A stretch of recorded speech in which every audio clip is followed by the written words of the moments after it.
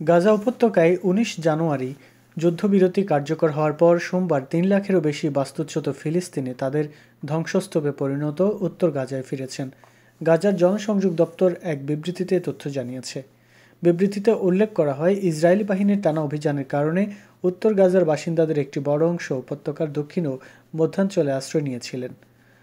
৪৭০ দিন পর তারা তাদের নিজ এলাকায় ফিরতে শুরু করেছেন। ইসরায়েলি হামলায় পুরোপুরি বিধ্বস্ত উত্তর গাজায় অক্ষত কোনো বাড়িঘর নেই, তবু দীর্ঘদিন পর নিজ ভূমিতে ফেরার আনন্দে ভাসছেন এলাকাবাসী। হামাসের এক মুখপাত্র জানিয়েছেন, উত্তর গাজায় ফেরা বাস্তুচ্যুতদের জন্য অন্তত ১,৩৫,০০০ তাঁবুর প্রয়োজন। এই ফিলিস্তিনিদের অনেকেই নেতজারিম করিডোর দিয়ে ঘোড়া কিংবা গাধার গাড়িতে মালপত্র নিয়ে ফিরে এসেছেন। গাজা সিটির প্রধান সড়কের একটি ক্ষতিগ্রস্ত ভবনের সামনে গাজায় স্বাগতম লেখা ব্যানার টাঙানো ছিল। ২০২৩ সালের ৭ আগস্ট ইসরায়েলের ভূখণ্ডে হামাসের নজিরবিহীন আক্রমণের পরপরই গাজায় ইসরায়েলি প্রতিরক্ষা বাহিনীর অভিযান শুরু হয়। টানা ১৫ মাসের সংঘাতে নিহত হয়েছেন ৪৭,৩০০ শতাধিক ফিলিস্তিনি, আহত হয়েছেন আরও ১,১২,০০০ এবং লাখ লাখ মানুষ বাস্তুচ্যুত হয়েছেন।